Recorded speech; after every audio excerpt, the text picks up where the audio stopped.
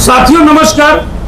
सिंगरौली के जयंत चौकी के ठीक सामने मात्र 50 मीटर के दायरे में शराब भट्टी संचालित की जाती है। एक छोटे से टपरे में एनसीएल की जमीन में अतिक्रमण करके ना प्रशासन कुछ कह रहा, ना एनसीएल प्रबंधन कुछ बोलने को तैयार है। तो अब इस पर हम बात करने के लिए बिल्कुल सीधा आपसे जुड़ गया हूँ। क्या कुछ कहेंगे, क्या लगता है कि एक छोटा सा टपरा आगे क्या रूप लेगा और प्रशासन और एनसीएल प्रबंधन आखिर खामोश क्यों है? देखिए, निश्चित रूप से आज जो एक छोटा सा टपरा बनाया गया, कल वो एक बड़ा अहाता बनेगा, पैर रखने की जगह बन जाएगी, तो धीरे धीरे अपना फैलाव कर लेंगे और पूरा चौकी क्षेत्र जो है सामने से पूरा रोड के दोनों तरफ पानी बोतल चना तमाम चीज़ों की जो है छोट फूट कर दुकानें खुल जाएंगी और वहाँ भीड़ भाड़ वाला इलाका हो जाएगा। निश्चित रूप से वहाँ से निकलने वाली स्कूली छात्र छात्राएं, महिलाएं, क्योंकि बाजार है, कॉलोनी है, सारा कुछ है, तो वो निश्चित रूप से आने वाले दिनों में एक बड़ी घटना होने की अंदेशा है। कभी भी कुछ भी हो सकता है, क्योंकि शराबी शराब पीने के बाद होश में नहीं रहता। तो लगातार छीटाकसी होगी, महिलाओं से मारपीट घटना होगी, छेड़छाड़ होगी और ऐसे तमाम संगीन अपराध प्रतिदिन होंगे। तो हमने कहा है कि भाई एक चिट्ठी जारी किया हमने, ये आपको दिखा देते हैं। ये चिट्ठी है कि 7 दिन का टाइम मैंने एसडीएम साहब को, कलेक्टर साहब को, एसपी को और एनसीएल सीएमडी को मैंने ये चिट्ठी लिखी है और कहा है कि 7 दिन के अंदर आप वो शराब भट्टी वहाँ से हटाएं, अन्यथा जब एनसीएल की ज़मीन पर शराब भट्टी खुल सकती है तो मैं सिंगरौली में ऐसे लोगों को जो फुटपाथ पे जीवन जी रहे हैं, सड़क के किनारे रात्रि बिता रहे हैं, ऐसे लोगों को ले जा करके वहाँ झोपड़ा बनवाने का काम करूँगा और उनको बसाने का काम करूँगा। नहीं हो सकेगी तो आप सबके माध्यम से, चैनल के माध्यम से सिंगरौली की आम जनता से ये कहूँगा कि आप सहयोग करके और एनसीएल की ज़मीन पर जो है गरीबों के झोपड़े बनवाने का काम करेंगे। माननीय मुख्यमंत्री डॉक्टर मोहन यादव जी सीधा आपके आदेश को जो है चुनौती देते हुए आपके ही प्रशासन के लोग शराब भट्टी, वो भी आपके ठीक जयंत चौकी के सामने संचालित एक छोटे से टपरा में करवा दिए हैं। आपने कहा, साफ आदेश जारी किया कि सार्वजनिक जगह, विद्यालय एवं अन्य जगहों पर जहां पब्लिक के आने जाने का रास्ता है, ऐसे जगहों पर आहत नहीं खुलेंगे, पर यहां प्रशासन की आंखों के सामने खुलेआम खुल रहे हैं।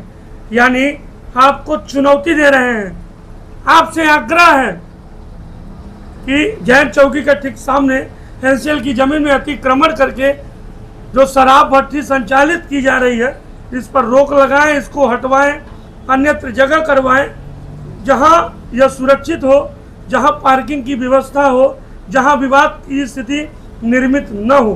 पर अगर ऐसा नहीं होता है तो आने वाले समय में ये जो आदेश आप देख रहे हैं, ज्ञापन, इनके माध्यम से आपके प्रशासन को दिया जा रहा है। एक अल्टीमेटम है 7 दिन का।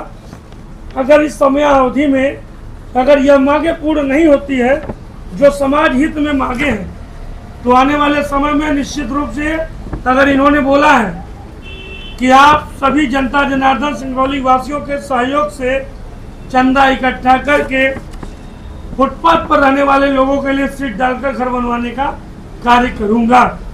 फिलहाल यह कोई गलत बात नहीं है।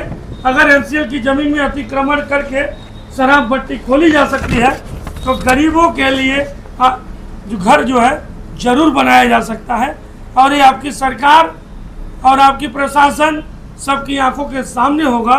और अगर चाहते हैं स्थिति निर्मित न हो, शांति व्यवस्था बनी रहे, तो आप तत्काल इन मांगों को पूरा करें। ये न देखें कि इस पर सीपीआई लिखा हुआ है, अन्य पार्टी है, अन्य संगठन है, बल्कि ये देखें कि आप समाज हित के लिए ये कार्य क्या कर रहे हैं। अगर राजनीतिक है तो आप बिल्कुल मत करिए, पर अगर समाज हित में है तो एसपी साहब, कलेक्टर साहब, अपनी आंखें आप खोल लीजिए, क्योंकि साफ शब्दों में लिखा हुआ है सार्वजनिक जगह पर संचालित शराब भट्टी, वो भी एसपी साहब की जयंत पुलिस टीम की आंखों के सामने। तो भैया हम आपके आग्रह कर रहे हैं, आपके मदद मांग रहे हैं। वो मदद जो आपके करने से समाज को एक सही दिशा दिया जा सकता है। तो उम्मीद है आप मदद करेंगे, और अगर आप मेरी मदद नहीं करेंगे तो शराब भट्टी की मदद कर दीजिए। फिर उसके बाद हम सभी मिल करके आपके जो विरोध में घर बनवाने का कार्य करूँगा, जहाँ गरीब अपनी जीवन यापन कर सके। फिलहाल एक भाई ज्ञानेंद्र सिंह बबलू सिंह जी ने आग्रह भी कर दिया है कि अगर हम लोग ऐसा कार्य करते हैं तो वो जो है एक किराना दुकान खोलेंगे, जहाँ पर मुफ्त जो है जो गरीब हैं उनको मुफ्त राशन और जो भी सामग्री होती है किराना दुकान की वो दिया जाएगा। तो समाज हित में हम लोग आगे आ रहे हैं, सहयोग करिए। बहुत बहुत धन्यवाद आप सभी को।